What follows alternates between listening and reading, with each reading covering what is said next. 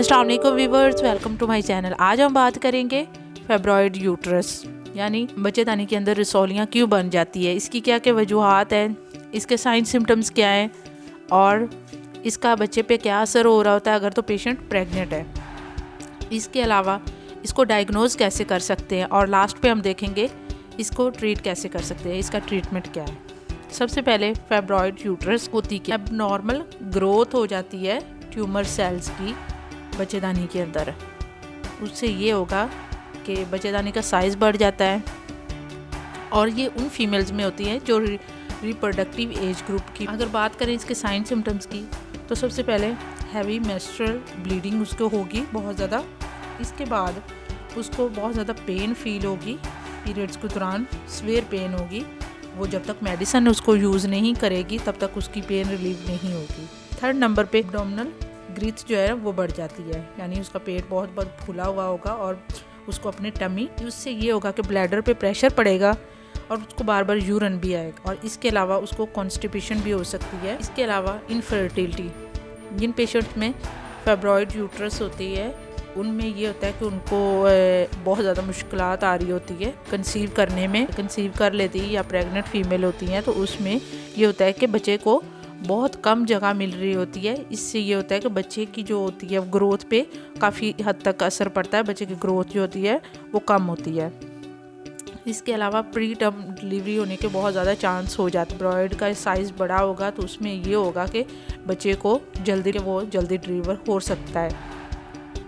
इसके अलावा अबॉर्शन हो सकते हैं, क्योंकि अगर तो फाइब्रॉइड की लोकेशन जो है वो बिल्कुल कैविटी के तो उसमें ये होगा कि उसको अबॉर्शन बार बार होंगे, मिसकैरेजेस बहुत ज़्यादा होंगे, क्योंकि इम्प्लांटेशन के लिए जगह ही नहीं बचेगी। तो उससे ये होगा कि बार बार उसके अबॉर्शन हो जाएगा। तो एक इसकी ये भी। अब डायग्नोज की बात की जाए तो इसको डायग्नोज करने के लिए एग्जामिनेशन किया जाता है, एब्डोमिनल भी किया जाता है और पीवी एग्जामिनेशन भी किया जाता है। इसके अलावा यूएसजी अल्ट्रासाउंड करवाया जाता है। उससे ये होता है कि आपको फाइब्रॉइड की जो लोकेशन है और साइज़ का पता चल जाता है। इससे मज़ीद जानने के लिए फिर एमआरआई करवाया जाता है। उसमें ये होता है कि आपको अच्छे से अगर तो आपको अल्ट्रासाउंड पे क्लियर नहीं हो रहा तो उसके बाद आपको एमआरआई एडवाइस किया जाता है कि आप वो करवाओ, उससे साइज़ और लोकेशन एग्जैक्ट पता चल जाती है।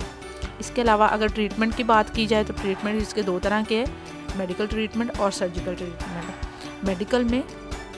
मेडिकल में भी दो तरह के ट्रीटमेंट हैं, एक तो हार्मोनल ट्रीटमेंट किया जाता है और दूसरा नॉन हार्मोनल ट्रीटमेंट किया जाता है। जो नॉन हार्मोनल ट्रीटमेंट है उसमें सिर्फ जितने भी सिम्टम्स आ रहे होते हैं उसको कंट्रोल किया जाता है, यानी कि अगर पेशेंट को पेन है तो उसको पेन किलर दी जाती है, ब्लीडिंग है तो ब्लीडिंग रोकने के लिए मेडिसिन का इस्तेमाल किया जाता है। अब हार्मोनल, इसके बाद अगर तो उसको ट्रीट करना है, प्रॉपर ट्रीट करना है या फाइब्रॉइड का साइज़ को डिक्रीज़ करना है, कम करना है, तो आपको हार्मोनल मेडिकेशन की ज़रूरत पड़ेगी, वो आपने करवानी होती है। उसकी जो डोज़ है आकार है वो बहुत लंबा टॉपिक है, उस पर बात नहीं कर। सर्जिकल जो ट्रीटमेंट है, अगर तो पेशेंट स्टेबल है, पेशेंट को ज़्यादा इशू नहीं हो रहा तो वो सर्जरी की उसको नहीं एडवाइस की जाती है।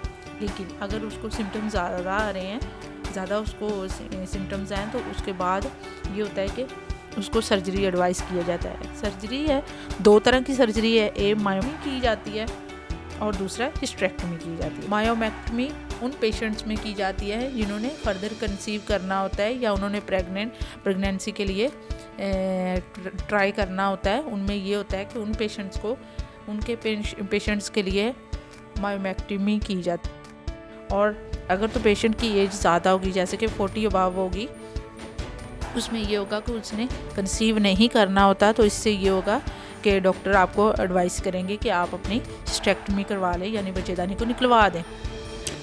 और इस तरह से ये होता है कि उसकी जो जितने भी उसको सिम्टम्स आ रहे होते हैं वो रिलीव हो जाते हैं, ख़त्म हो जाते हैं। ये था आज का हमारा टॉपिक। उम्मीद है आपको वीडियो अच्छी लगी होगी। अगर तो वीडियो अच्छी लगी है तो मेरे चैनल को सब्सक्राइब करें, बेल आइकन को प्रेस कर दे ताकि हर नई वीडियो आप तक बआसानी पहुंच सके।